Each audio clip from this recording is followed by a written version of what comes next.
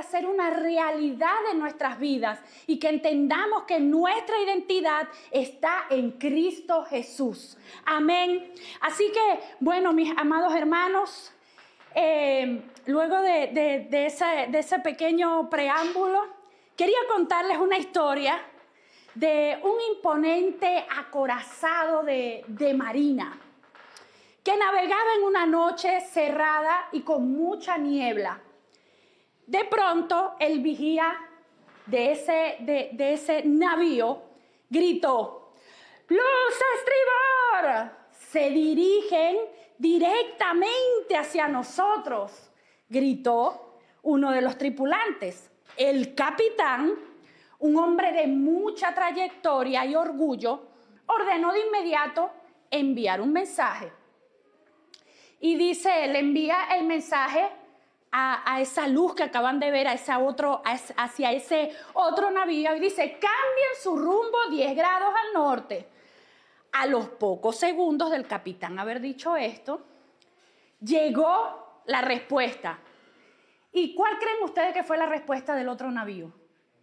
Fue: no, cambien ustedes su rumbo 10 grados al sur. El capitán dijo: ¿Cómo es posible si yo soy el capitán? Indignado este hombre por la audacia del otro mensaje, envía un segundo mensaje.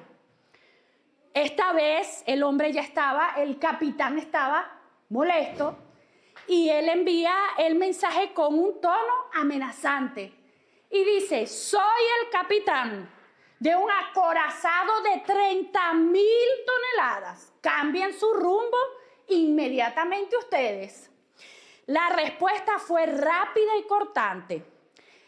Le dice la otra: soy un marinero, discúlpeme, soy un marinerito de segunda clase y esto es un faro.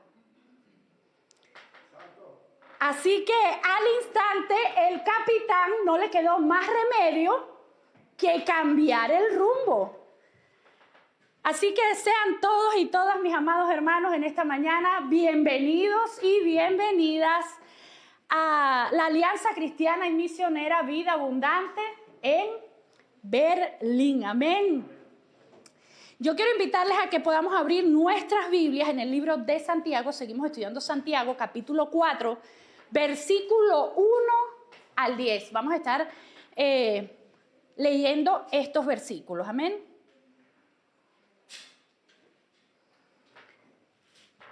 Dice: ¿de dónde vienen las guerras y los pleitos entre vosotros?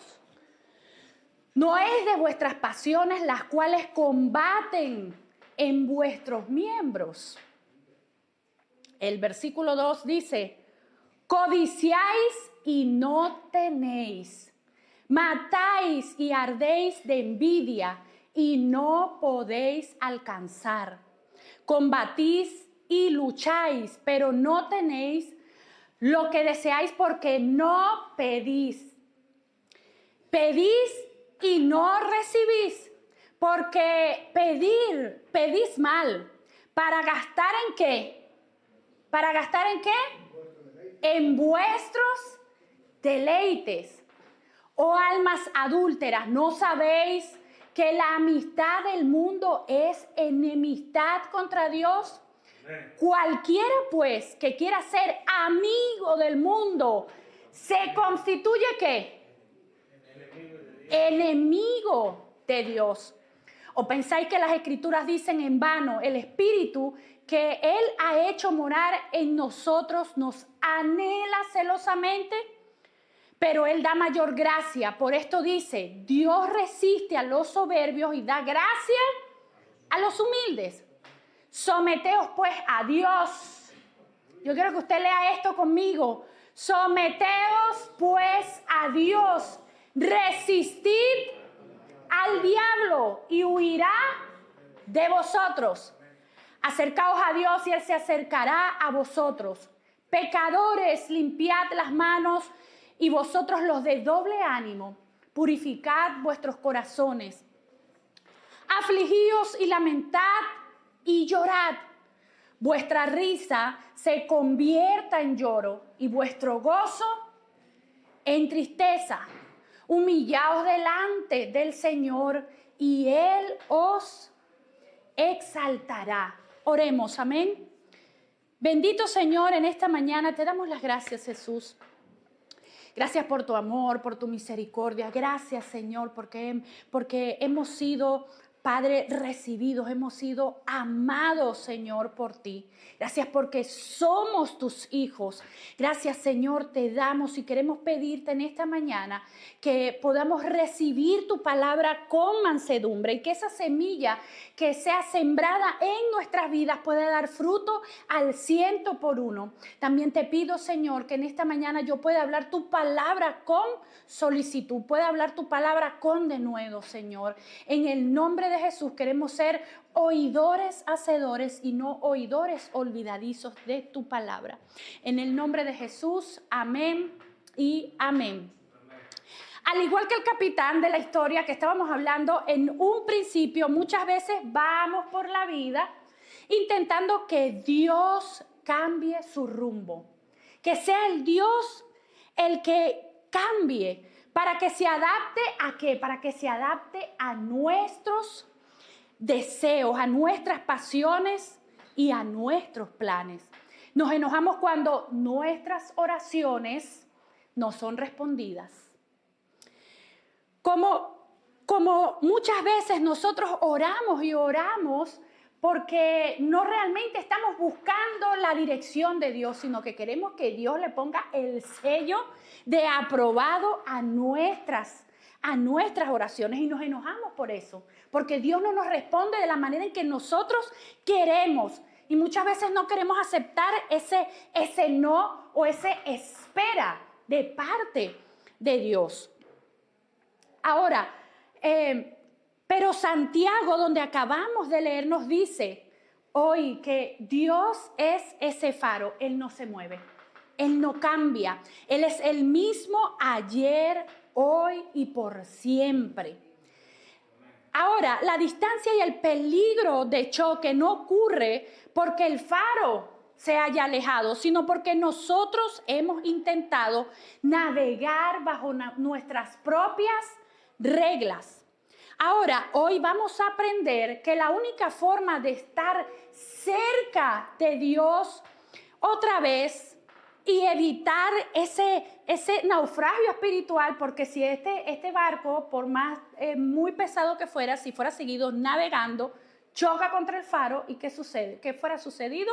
Este navío fuera naufragado.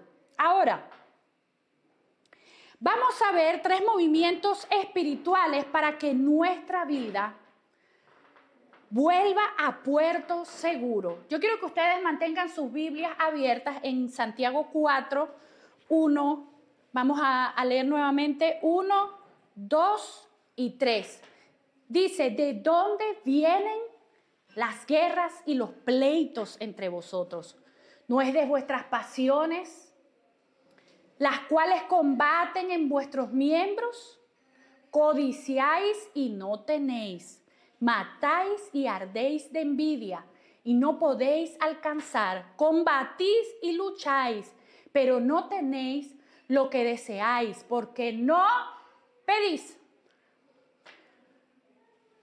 Pedís y no recibís, porque pedís mal para gastar en vuestros deleites. El origen del conflicto, explica Santiago, comienza con un diagnóstico directo. Nos dice que las guerras y los pleitos que vemos por fuera, muchas veces los pleitos en la familia, lamentablemente también pasan en las iglesias. Gracias a Dios que en esta iglesia no, pero pasan muchas veces. También en las iglesias, en los trabajos, en muchos lugares siempre suceden conflictos. En realidad, estos conflictos son síntomas de una batalla que ya perdimos por dentro. El texto de Santiago menciona las pasiones que combaten en vuestros miembros. Esto significa que el conflicto no es con tu hermano, sino con nuestros propios deseos no rendidos a Dios. Muchas veces tenemos conflictos con nuestros hermanos y muchas veces también recordamos lo que dice la palabra. No, yo voy a dejar a mi hermano tranquilo, yo voy a dejar tranquila a Gardenia, porque mi lucha no es contra sangre ni carne. Y sabemos y leemos el versículo, ¿verdad? Mi lucha no es contra sangre ni carne, sino contra todo potestad y sabemos el versículo completo, pero ¿cuánto nos cuesta aplicar este versículo a nuestras propias vidas? Porque muchas veces aplicamos este versículo queriendo decir que es Gardenia la que tiene un problema con unos demonios. Amén. ¿Sí o no? Amén. Es así, lo aplicamos de esta manera. Hermano, no pelees con tu esposo porque esa es nuestra lucha, no es contra sangre ni carne. Qué difícil es poder entender que el principal problema está dentro de nosotros. Tenemos una naturaleza pecaminosa, una naturaleza caída. Amén. Amén. Y muchas veces también algo muy particular es que cuando también estamos, yo lo veo mucho en las iglesias y de hecho yo también lo practiqué, yo también lo hacía. Escuchamos una predicación y en la predicación escuchamos que dicen, hermano, no pelee, el Señor nos está llamando a paz. ¿Y qué hacemos? Santo. Empezamos a ver a la persona que está a nuestro lado o de repente hasta le damos un codazo, ¿verdad? Como que mira, escucha. O muchas veces también los esposos y las esposas, cuando escuchamos una predicación sobre los pleitos. ¿Y qué hacemos? Hermano, no pelee, hermana, no pelee con su esposa. Y el esposo dice, escucha lo que te están diciendo. Y viceversa.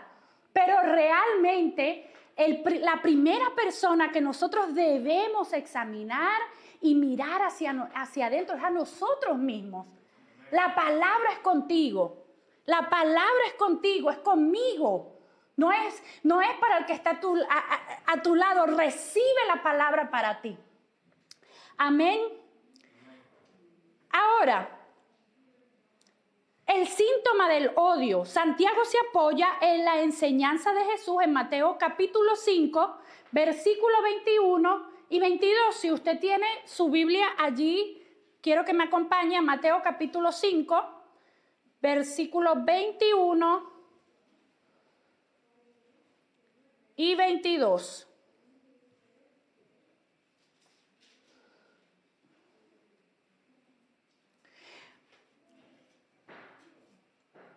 Mateo dice 5, 21, 22, oíste que fue dicho a los antiguos, no matarás, y cualquiera que matare será culpable de juicio. Pero yo os digo que cualquiera que se enoje, ¿qué dice? Que se enoje contra su hermano será culpable de juicio. Y cualquiera que diga necio a su hermano será culpable ante el concilio. Y cualquiera que le diga fatuo quedará expuesto al infierno de fuego. Ahora, no hace falta quitarle la vida a nadie, realmente. Si podemos observar lo que dice Santiago en estos primeros 3 versículos, que no hace falta quitarle la vida literalmente a alguien para caer en pecado. El odio y la amargura son formas de asesinato espiritual que levanta un muro entre nosotros y la presencia de Dios. Amén. En el versículo 3, que también leímos al principio, nos revela por qué a veces sentimos a Dios lejos. ¿Por qué? Porque pedimos para gastar en nuestros propios deleites. Cuando se hace un estudio de la etimología de estas palabras, podemos encontrar que la misma palabra que Santiago usa en esta parte del versículo es la misma palabra que se utiliza con el hijo pródigo, lo que leemos en Lucas capítulo 15, versículo 14, y lo que hizo el hijo pródigo. ¿Qué hizo el hijo pródigo? Pidió su herencia y empezó a gastar ese dinero. Ya nosotros sabemos de la manera en que este hombre gastó todo ese dinero. Gastó el dinero en que en sus deleites, en lo que él quería, en su carne, en vicios, en mujeres, en alcohol, qué sé yo, en todo este tipo de cosas que nos menciona la palabra. Así que derrochamos nuestra vida espiritual buscando satisfacción propia en lugar de buscar a Dios. Ahora, podemos hacer esta comparación con un iceberg. Me perdonan los que saben inglés. Yo no manejo el inglés, pero todos sabemos lo que es un iceberg, ¿sí?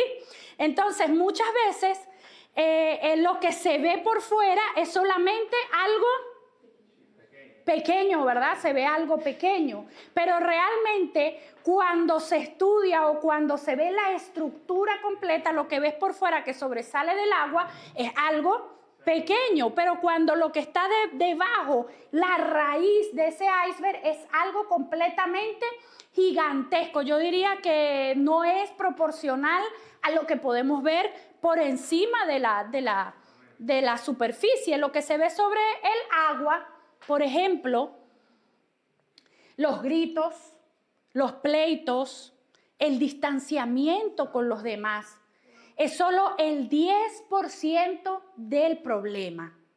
El 90% restante está oculto. Así que cuando estas cosas pasan, cuando estas cosas suceden, es momento de examinar nuestra vida espiritual. Porque es simplemente la superficie, es simplemente lo que se puede ver, pero cuando estas cosas suceden, nos dan señales de que hay un problema profundo, oculto. Esa masa gigante de hielo bajo el agua son nuestras pasiones y deseos egoístas. Mientras solo intentamos cortar la punta del iceberg, por ejemplo, pidiendo perdón, muchas veces pedimos perdón de los dientes para afuera. Muchas veces pedimos perdón de los dientes para afuera y hay algo que lamentablemente también sucede con nosotros, los evangélicos, es que, bueno, yo tengo un problema con Gardenia. Gardenia, ¿no tienes problema que te mencione de ejemplo? Yo tengo un problema con Gardenia, tuve una pequeña discusión, Gardenia ahí no, pero hoy me toca cantar. Hoy me toca cantar y yo no puedo subir a cantar sin pedirle perdón a Gardenia. Entonces voy y le pido perdón a Gardenia, pero solo de los dientes para afuera, porque como me toca cantar, porque como me toca dar la palabra, yo no puedo predicar así. Entonces voy, bueno, Gardenia, mira, tú sabes, la otra vez, perdóname. No, y muchas veces también decimos, sí te he fallado. Usted sabe, hermano, que lo insultó. Usted lo sabe. Usted sabe que lo insultó, que le dijo una mala palabra. Entonces, no diga, sí te he fallado. Amén. Entonces, muchas veces, esa raíz son esos deseos egoístas. Pedimos perdón de los dientes para afuera, para tratar de, por un compromiso, tratar de ser amables. Bueno, yo soy líder y yo no puedo tener ese problema y tengo que pedir perdón. No tengo más opción sino tengo que pedir perdón. Entonces, cuando esas cosas pasan, el problema sigue ahí. El problema sigue presente. Para volver a estar cerca de Dios, tenemos que dejar que el sol de su justicia derrita ese iceberg, nuestra carnalidad. Amén. Y no nos gusta que muchas veces nos digan. Yo tenía una pastora en Venezuela que cuando yo iba a hablar con ella, le decía, pastora, yo necesito que usted ore por mí, pastora. Porque Anthony me molesta mucho, pastora. Hable con Anthony. Y yo salía más brava de esa reunión. Porque la pastora me decía, hija, el problema eres tú. Cambia tú y cambiará todo tu entorno. En ese momento yo no entendía esas palabras. Yo no las entendía, yo salía más brava todavía. ¿Cómo la pastora va a decir que la problemática? ¿Cómo va a decir la pastora que la problemática soy yo? Si yo soy una mujer que no le gusta conflicto. ¡Wow! ¡Qué tremendo! No nos gusta. Muchas veces queremos echarle la culpa a los demás, a los demás, a los demás. Y no asumimos nuestra responsabilidad.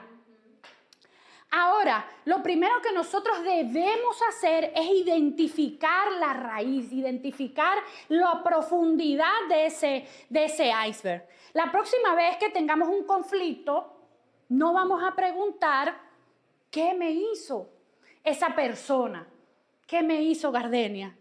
No puede ser Gardenia tan mala, sino qué pasión interna estamos defendiendo. ¿Estamos defendiendo nuestro orgullo? ¿Estamos defendiendo nuestra comodidad? ¿O estamos defendiendo el deseo de tener siempre la razón? Qué fuerte, ¿verdad? Por allá mi esposo está sintiendo la presencia. Mi esposo está sintiendo la presencia por allá atrás. Entonces, la próxima vez que tengamos un conflicto, debemos sentarnos e identificar la raíz de eso. Cambiemos nuestra oración. En lugar de orar para que Dios cambie nuestras circunstancias o nos dé lo que queremos para sentirnos bien, usemos lo que dice Mateo 6:10. ¿Qué dice Mateo 6:10? Venga tu reino, hágase tu voluntad, como en el cielo, así también en la tierra. Señor, no trato de persuadirte para que hagas mi voluntad. Vengo a alinear mi voluntad con la tuya. Amén. Porque, como decíamos a un principio, nos molestamos porque Dios no nos contesta. Y muchas veces vamos a orar, pero por compromiso, no buscando realmente la dirección de Dios. Ya tú tienes un plan en tu corazón, ya tú tomaste una decisión. Pero tú lo que quieres es que el Señor te firme ese contrato. Porque ya tú sabes, ya tú tienes claro lo que tú vas a hacer. Pero tú solamente quieres que el Señor te lo firme. Y si el Señor no te lo firma, o no lo firma, porque me meto en ese saco, nos molestamos. Nos ponemos bravos, no queremos aceptar la voluntad de Dios. Entonces debemos cambiar nuestra oración y buscar el reino de Dios y su justicia, y que no se haga nuestra voluntad, sino que nuestra voluntad pueda ser alineada con la voluntad de Dios. Amén. Amén. Otra cosa que también podemos hacer es habilitar el cambio. Vamos a renunciar a la guerra. Renunciemos, hermanos, a la guerra. Esto significa rendir nuestro yo. Cuando dejamos de luchar por nuestros propios deseos, la paz de Dios vuelve y la distancia con Él desaparece. Amén.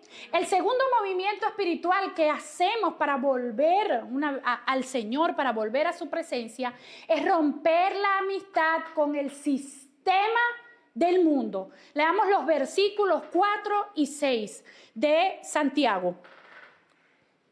Versículos 4 y 6 de Santiago 4. Oh almas adúlteras, ¿no sabéis que la amistad del mundo es enemistad contra Dios?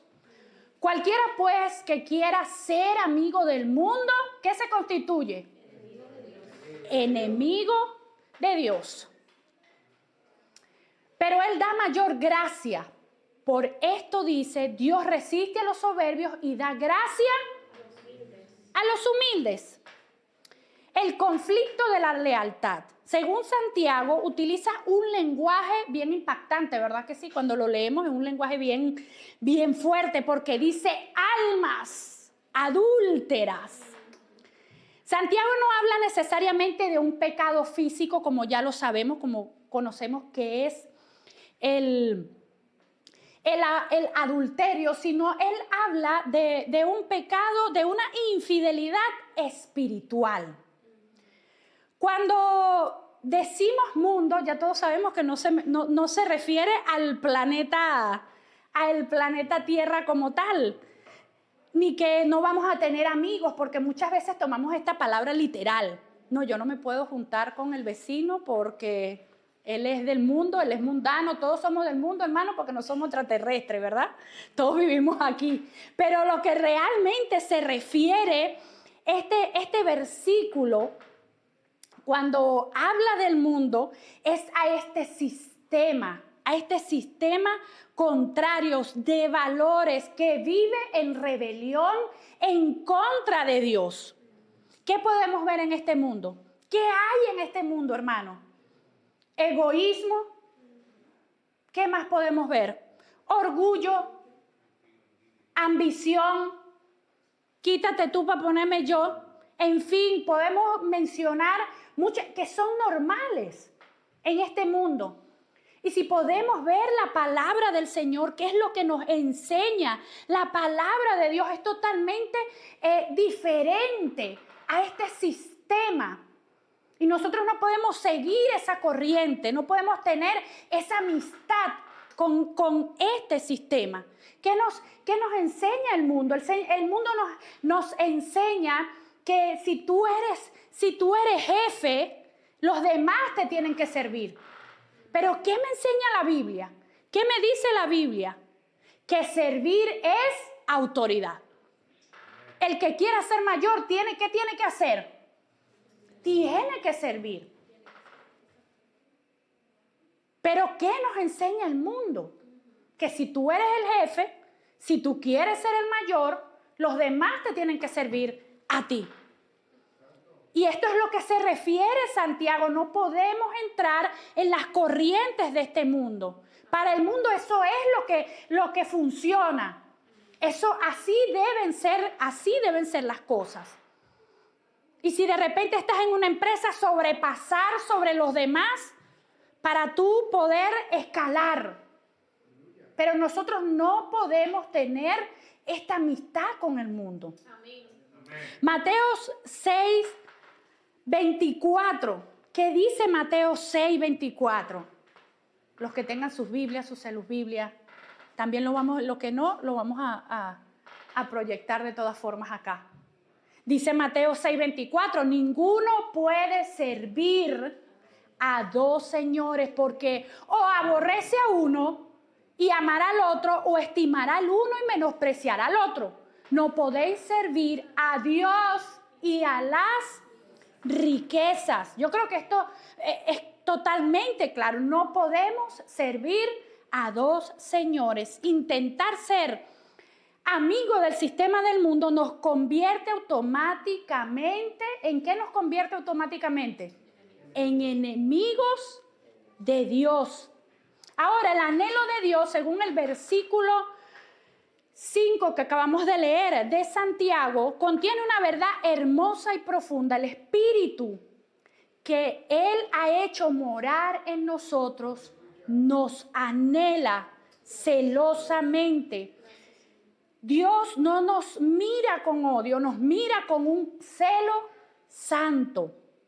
Él es como un esposo que desea recuperar la atención y el amor de su esposa. Nosotros, la iglesia, somos la esposa de Cristo. Amén. Amén. Ahora, la solución es la gracia. En el versículo 6 del capítulo 4 de Santiago es la clave, pero Él da mayor gracia. Si te sientes atrapado, si nos sentimos atrapados en el compromiso con el mundo, no sales de ahí con tus propias fuerzas, sino recibiendo la gracia que Dios reserva para los humildes. Amén. Amén.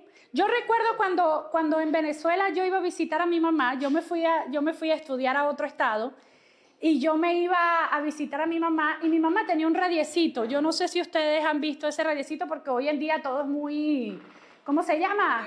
Muy moderno, muy electrónico, las radios ya están en los celulares y todo eso, pero mi mamá tenía un radiecito que tenía una antenita. No, ella vivía como en una especie de montañita.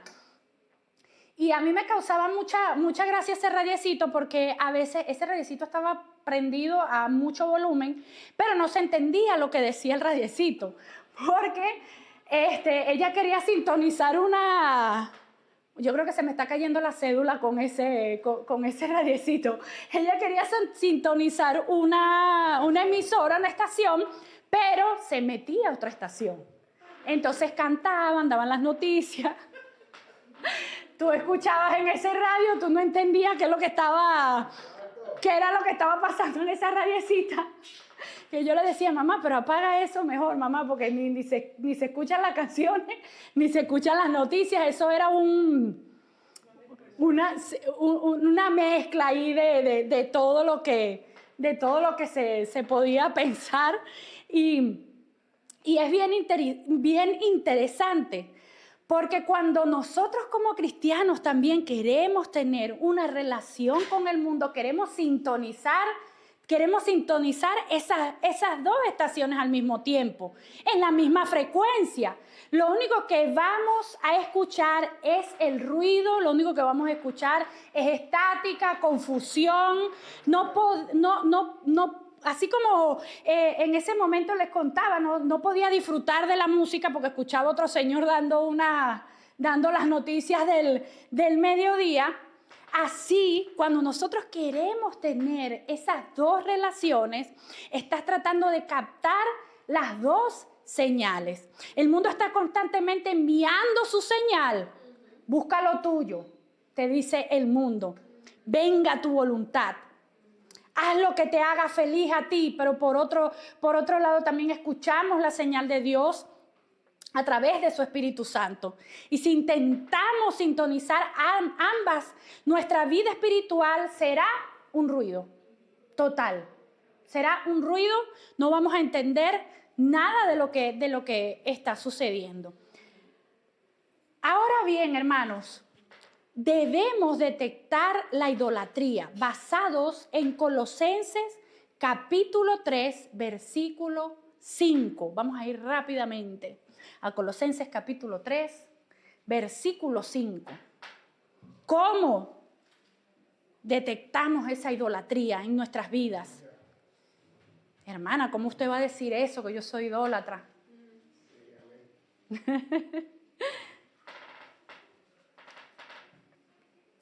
Colosenses capítulo 3, versículo 5.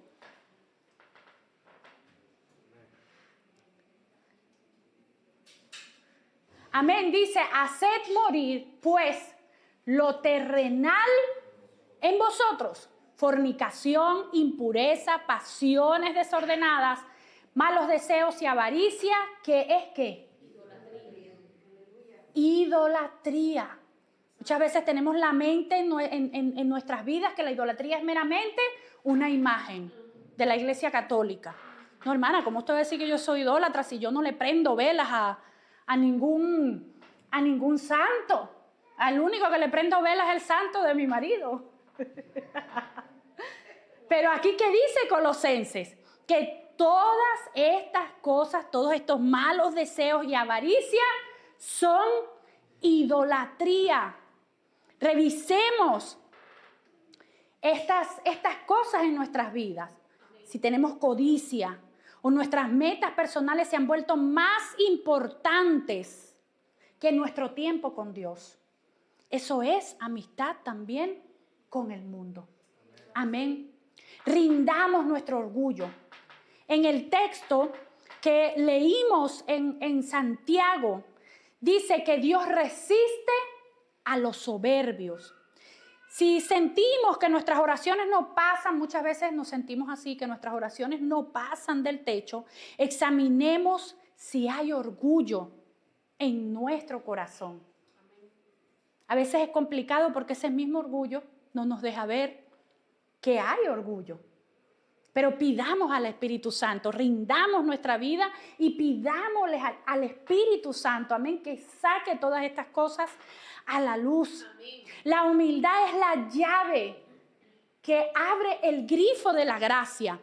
en nuestras vidas. Y tomemos, hermanos, de una vez y por todas, tomemos una decisión de exclusividad con nuestro Señor. Amén. No intentemos mejorar de poco a poco, hermano, usted sabe, no me apure.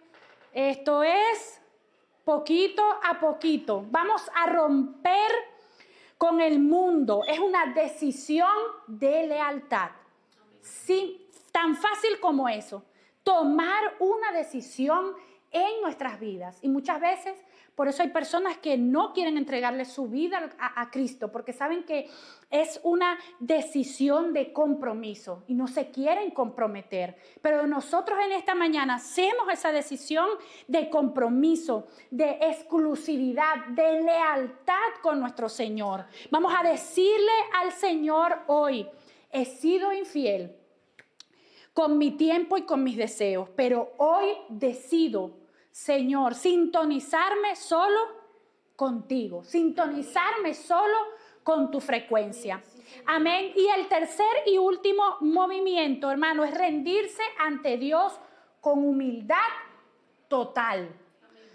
Santiago 4, 7 al 10. Volvemos a Santiago, hermano. Santiago capítulo 4, 7 al 10.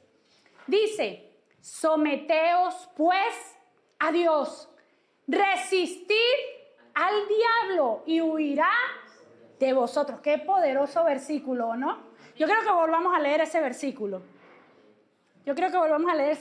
Porque aquí hay una verdad bien poderosa. Amén. Dice: someteos pues a Dios, resistid al diablo y huirá de vosotros. El 8 dice: acercaos a Dios y Él se acercará a vosotros. Pecadores, limpiad las manos, y vosotros los de doble ánimo, purificad vuestros corazones. Afligíos y lamentad y llorad. Vuestra risa se convierta en lloro y vuestro gozo en tristeza. Humillaos delante del Señor y Él os exaltará. Amén. La mecánica de retorno que nos habla Santiago nos presenta una serie de pasos, hermanos. Aquí póngale, como decimos no sé si en qué otros países le dicen así, pero póngale oído al tambor. Porque Santiago nos presenta una serie de pasos encadenados. No son sugerencias lo que da Santiago. Son comandos para alguien que quiere regresar al camino, que quiere regresar a Dios. Dice: someterse y resistir en el versículo 7. Ahora, cuando Santiago habla de someterse, es ponerse en orden bajo Dios. Es rendirse ante el rey y conquistar. Solo cuando estamos bajo la autoridad de Dios tenemos el poder para resistir al diablo. Hoy aclaramos algo vital, hermanos. No necesitas un ritual externo, sino estar de pie en contra del enemigo con la autoridad de la cruz.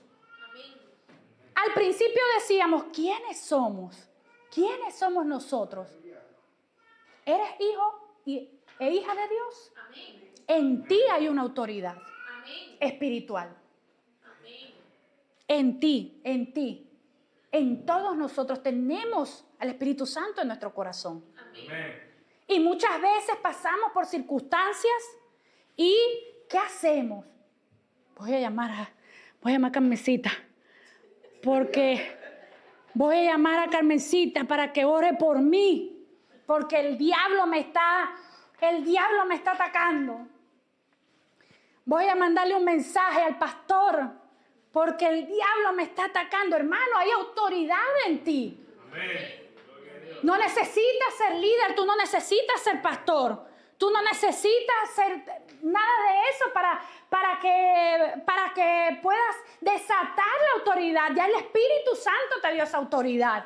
Amén. Y está en tus manos. Solo hace falta que la tomes y la creas. Amén. Eso es lo único que hace falta. Ya el Señor la puso ahí, aquí está. Amén. Solamente hace falta En una oportunidad, yo recuerdo una pareja que ellos estaban teniendo algunos problemas, algunas dificultades para dormir. Ellos no podían dormir. Y recuerdo que la pastora fue con una de las líderes, eso fue en Venezuela, fue con una de las líderes a su casa y empezaron a orar. Oraron, ungieron, eso fue poderoso. Oraron, ungieron con aceite y no sé qué tantas cosas más. Y luego ellos empezaron a descansar bien. Pero después, como al par de meses, la hermana se me acerca otra vez y me dice, hermana, yo necesito que vayan otra vez a mi casa. Que vayan otra vez a mi casa porque estamos teniendo otra vez dificultades para dormir. Y ahí es cuando le di una palabra. Y le dije, hermana, la autoridad que está en la pastora y la autoridad que está en los líderes también está en usted. Usted se para, reprende todo eso en el nombre de Jesús. Amén. Y se va. Amén. Igualmente, hermanos, para nosotros tenemos que echar mano de la autoridad que Dios nos ha puesto como sus hijos. Pero primero debemos entender dónde está nuestra identidad y que somos sus hijos. Amén. Ahora, en el versículo 8 dice, ya acabamos de hablar de lo primero, someternos y resistir. En el versículo 8, el siguiente paso que da Santiago es, ¿cuál? Acercarse. Es una invitación con promesa. Si podemos leer detenidamente, hay una invitación allí con promesa. Si tú das un paso, Él da el paso también hacia ti. Hay una promesa. Tú das el paso y Dios da el paso hacia ti. Hay una promesa de acercarse. Y el versículo 8 y 9 también, el siguiente es purificar. Acercarse a un Dios santo requiere honestidad. Amén. Santiago pide limpiar las manos y purificar los corazones. ¿Pero qué es esto? ¿Qué es limpiar las manos y los corazones? ¿Será que limpiarse las manos es agarrar jabón, ir al baño y agarrar jabón o donde sea que usted tenga el jabón y echarse jabón en las manos y limpiársela? ¿Será esto lo que está hablando, de lo que está hablando Santiago? Y si es así, ¿cómo purifico el corazón? Buena pregunta, ¿o no?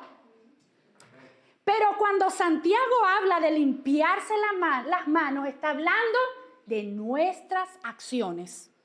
¿Qué hacemos? ¿Qué estamos haciendo? ¿Cuál es la manera en que nosotros procedemos? Y cuando habla de purificar el corazón, está hablando de nuestras intenciones. Amén. Ese es en el ámbito de la honestidad. Ahora, un ejemplo práctico para que podamos entender un poquito más a profundidad lo que Santiago estaba refiriéndose es, por ejemplo, cuando nos lavamos las manos, hermanos, esto lo hacíamos de niños, pero ya eso no lo podemos hacer más. Es si hemos estado exagerando, por ejemplo, en gastos en nuestro trabajo o quedándonos con el cambio, ¿verdad que eso lo hacíamos? Nos mandaban a hacer un mandadito a la bodeguita y quedaban un vueltico, unas moneditas y nosotros como muchachos nos quedábamos con ese cambio, ¿verdad? Pero sí, por ahí se ríen, se están riendo, ¿verdad? Eso lo hacíamos de niños, pero ahora si por ejemplo estás en tu trabajo y te mandan a hacer algo y te dan un dinero y tú tomas ese dinero y te guardas ese vuelto que no es tuyo, debemos dejar de hacerlo inmediatamente. A esto es lo que se refería Santiago, a lo que haces con tus manos, a tu proceder. En la acción física vamos a rectificar, vamos a pensar, vamos a lavar nuestras manos en nuestras acciones. ¿Qué estamos haciendo en nuestro trabajo, con nuestra familia? ¿De qué manera estamos procediendo? Y cuando habla de purificar el corazón, es examinar la codicia que te llevó a quedarte con ese dinero que no era tuyo. A eso es lo que se está refiriendo Santiago en ese versículo. O la envidia. que te llevó a robar, porque esa persona tiene más que tú y tú no tienes, y tú realmente, esa persona no lo necesita y yo sí realmente lo necesito. Significa decidir que nuestra integridad vale más que el dinero y dejar de desear lo ajeno para que la honestidad nazca de nuestra voluntad y no solo por miedo a que nos atrapen. Porque esa es la otra cosa. Porque a veces hacemos las cosas, como decíamos hace un momento, no porque realmente haya una verdadera intención genuina en nuestras vidas, en nuestro corazón, de agradar a Dios, sino porque nos pueden pillar. Ya me tienen medido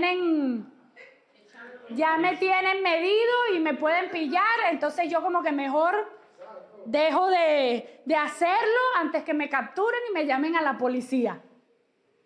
Pero eso no es lo que se refiere Santiago. Santiago habla de una intención genuina de nuestras vidas, de nuestro corazón, un cambio de verdad en nuestro corazón. Amén. Ahora también leímos sobre un llanto y un lamento. ¿A quién le gusta llorar? A mí no me gusta llorar. Pero ¿qué llanto, qué lamento habla Santiago aquí? ¿De qué tristeza habla Santiago? Eso está específicamente en el verso también 9. En el verso 9 no es una tristeza mundana, no es una tristeza destructiva. Es el peso de reconocer, es una tristeza santa. Ya lo vimos también en las clases de discipulado. Es una tristeza santa. ¿Y qué es eso? ¿Qué es una tristeza santa? ¿Eso existe? Sí, hermano, porque esa tristeza santa te trae un peso de reconocer que fallamos a quien nos ama. ¿Cuántas veces no hemos visto personas llorando? ¿Y qué pasa después que lloran? Vuelven a hacer lo mismo. De esa tristeza no está hablando Santiago.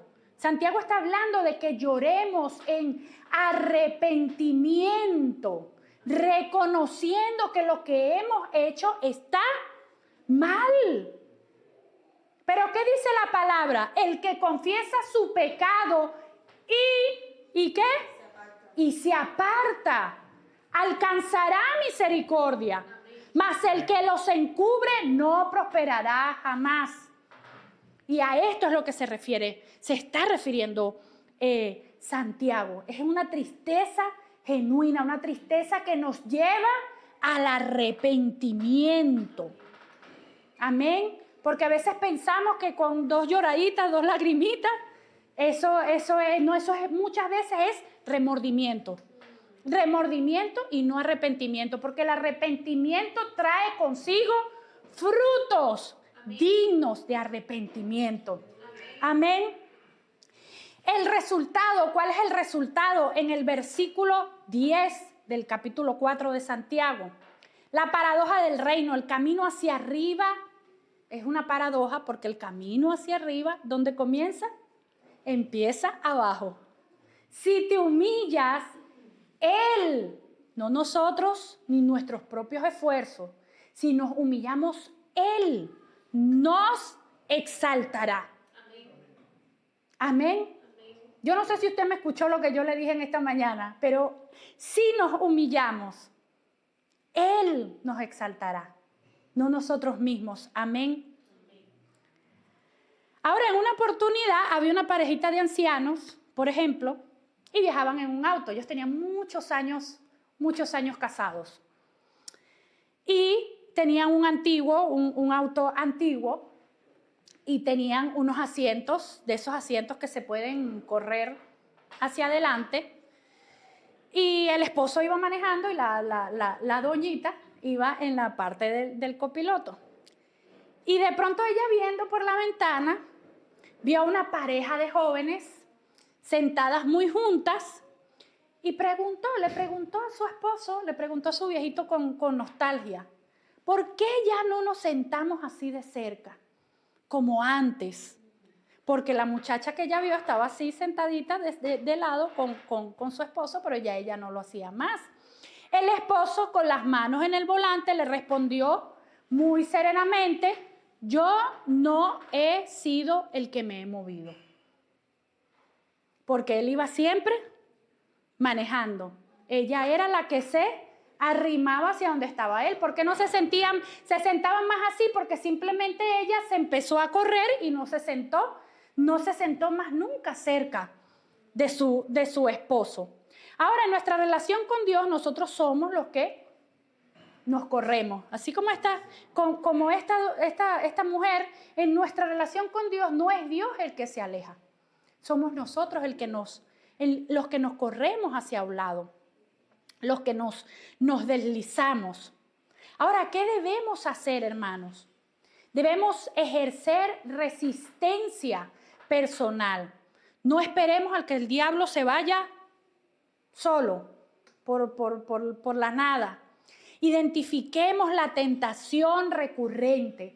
¿Cuál es esa tentación que siempre estoy luchando con ella? Y digámosles, no tengo que obedecerte porque estoy bajo la autoridad de Cristo. Esa tentación no puede seguirnos dominando. Siempre lo mismo. Tenemos un Dios grande, un Dios maravilloso, un Dios poderoso.